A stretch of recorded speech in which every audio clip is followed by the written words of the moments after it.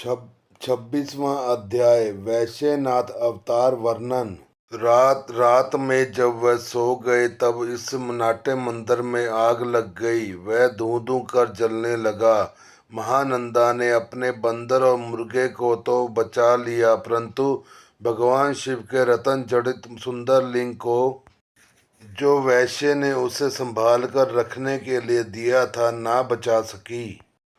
वह आग में जलकर नष्ट हो गया था। यह देखकर वह वैश्य और महानंदा बहुत दुखी हुए।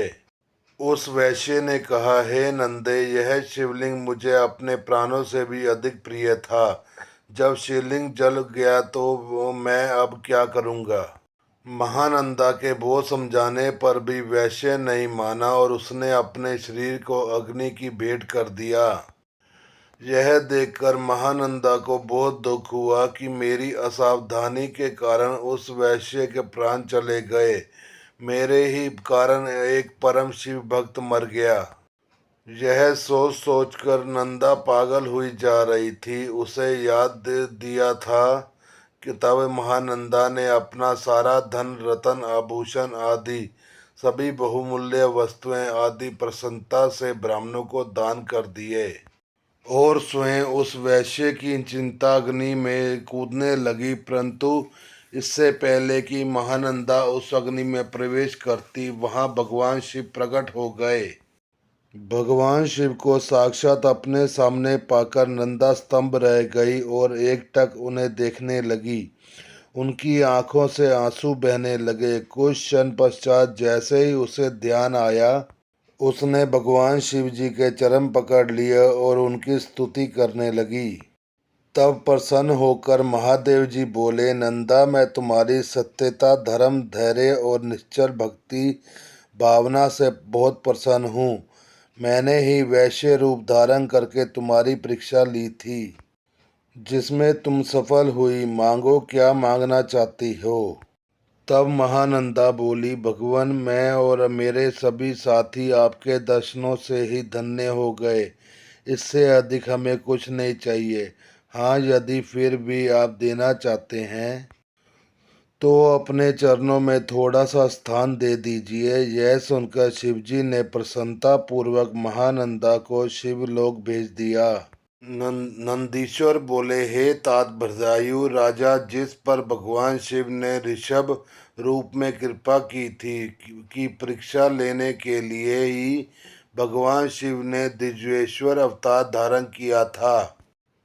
ऋषभ के प्रभाव से अपने शत्रुओं पर विजय पाकर भृतायु सिंहासन पर आरूढ़ हुए।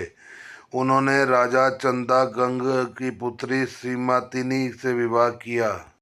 एक समय राजा भृतायु बसंत ऋतु में अपनी पत्नी सीमतनी के साथ वन विहार करने गए। तब भगवान शिव पार्वती उस दंपति की धर्म निष्ठा की परीक्षा लेने हेतु उस वन में पहुँचे। महान लीलाधारी भगवान शिव और पार्वती जी ने ब्राह्मण ब्राह्मणी का रूप धारण किया और अपनी माया से रचित सिंह से भयभीत होते हुए राजा भृतायु की शरण में गए और उसने अपनी प्राण रक्षा करने हेतु प्रार्थना करने लगे। उस ब्राह्मण दंपति की रक्षा हेतु राजा भृतायु ने तुरंत धनुष बाण उठा लिया और बाणों से उसे घायल करना चाहा, परंतु उस सिंह पर कोई प्रभाव ना पड़ा। उसने झपट कर ब्राह्मणी को पकड़ लिया। वह बहुत चीखी चिल्लाई, परंतु सिंह ब्राह्मणी को बलपूर्वक घसीटता हुआ भाग गया। अपनी पत्नी को सिंह द्वारा ले जाने पर ब्राह्मण बहुत दुखी हुआ और रोने लगा। और राजा बदायूं ने बोला, हे राजन, आपके बड़े बड़े आयुध कहाँ हैं? तुम्हारे पराक्रम का क्या फल है? क्या आप जंगली जानवरों के आघातों से भी दुखित की रक्षा नहीं कर सकते? दीन दुखियों की रक्षा करना राजा का परम धर्म होता है। फिर आपने अपने क्षत्रिय धर्म का पालन क्यों नहीं किया? आपने अपने कुल का धर्म ही नष्ट कर दिया है। जो दुखी और शरणागत की रक्षा नहीं कर सकता, उसे जीने का कोई अधिकार नहीं है। कृपण, अनाथ और दीन दुखी की रक्षा करने में असमर्थ मनुष्य को जहर खा लेना चाहिए या अग्नि में जल जाना चाहिए। उस ब्राह्मण द्वारा कही गई बातें सुनकर राधा बदायूं को बहुत दुख हुआ। वह अपने दुर्भाग्य को याद कर शोक में डूब गया। उसने सोचा कि आज मेरा सारा पौरुष नष्ट हो गया। आज मैं एक असहाय ब्राह्मणी की रक्षा नहीं कर सका, इसलिए मुझे घोर पाप लगेगा। मेरे कारण ब्राह्मण भी शोकाकुल हो गया है। उसकी स्त्री को भी सिंह ले गया है। पता नहीं उसने उसका क्या किया होगा।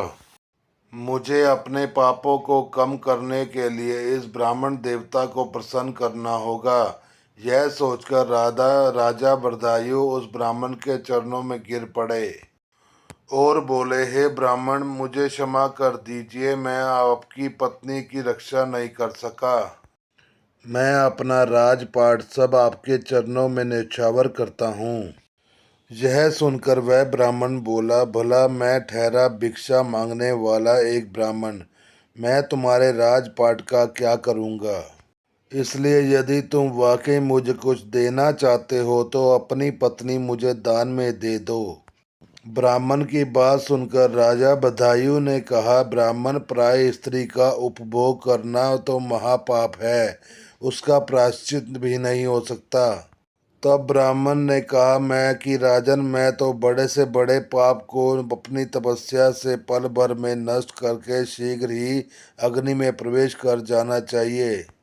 तत्पश्चात राजा बदायूं ने अपनी पत्नी उस ब्राह्मण को सौंप दी। उसके बाद उन्होंने अग्नि प्रज्वलित की और स्नान कर देवताओं को प्रणाम करने के पश्चात उस अग्नि की 3 बार परिक्रमा की। फिर त्रिलोकीनाथ के भगवान शिव का ध्यान करने लगे और उन्हीं का स्मरण करते हुए जैसे ही वे अग्नि में प्रवेश करने लगे, वैसे ही दिव्येश्वर रूपधारी भगवान शिव वहां प्रकट हो गए। भगवान शिव के 5 मुख, 3 नेत्र, पिनाक और चंद्रकलाधारी सुंदर स्वरूप, जो कि करोड़ों सूर्यों के समान प्रकाशित था, देखकर राजा बदायूं आनंद मगन हो उठे। उन्होंने दोनों हाथ जोड़कर शिवजी को प्रणाम किया और उनकी स्तुति करने लगे। राजा बदायूं की स्तुति सुनकर भगवान शिव पार्वती बोले, हे बदायूं, तुम्हारी शिव भक्ति से मैं प्रसन्न हूँ। तुमने सदा मेरा भक्ति भाव से पूजन किया है, अतः तुम अपनी पत्नी सहित मुझसे वर मांगो। आज मैं तुम्हारी मनोवांछित अभिष्ट वस्तु प्रदान करूँगा। मैंने ही तुम्हारी परीक्षा लेने हेतु ब्राह्मण का रूप धारण किया था। ब्राह्मणी के रूप में स्वयं देवी पार्वती थी और वह से मायावी था। तुम अपनी परीक्षा में सफल हुए हो राजन, कहो क्या चाहते हो। भगवान शिव के यह उत्तम वचन सुनकर राजा बदायूं बोले, हे देवादिदेव भगवान शिव, आप सबके परमेश्वर हैं। मैं आपके स्वरूप के साक्षात दर्शन पाकर मैं धन्य हो गया हूँ। मैं सकुटुंब आपके श्री चरणों की भक्ति करना चाहता हूँ। मैं, मेरी रानी, मेरे माता पिता आपके सेवक बनकर आपके श्री चरणों में रहें। रानी कीर्ति मालिनी ने भी अपने माता पिता के लिए भगवान शिव का लोक मांगा। दोनों को वरदान देकर महादेव जी पार्वती जी सहित अंतर्ध्यान हो गए। राजा रानी अपने नगर लौट आए।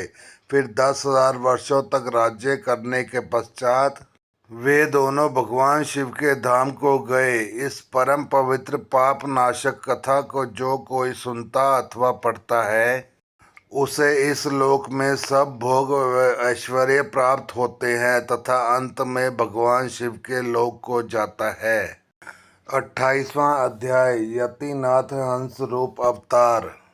नंदीश्वर बोले, हे मुनीश्वर, अध्रुवाचल पर्वत के पास भील वंशोपतन नहाउक नाम का एक भील रहता था। उसकी पत्नी का नाम अहुका था।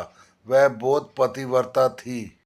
वे दोनों पति पत्नी भगवान शिव के परम भक्त थे। एक दिन वह शिव भक्त भील भोजन की तलाश में बहुत दूर निकल गया। संध्या के समय भगवान शिव सन्यासी का रूप धारण करके उसकी परीक्षा लेने आए। वह भील भी शिकार से घर लौट आया था। तब यति रूप में शिव जी उनके घर पहुंचे। भील ने उनका विधि पूर्वक पूजन किया।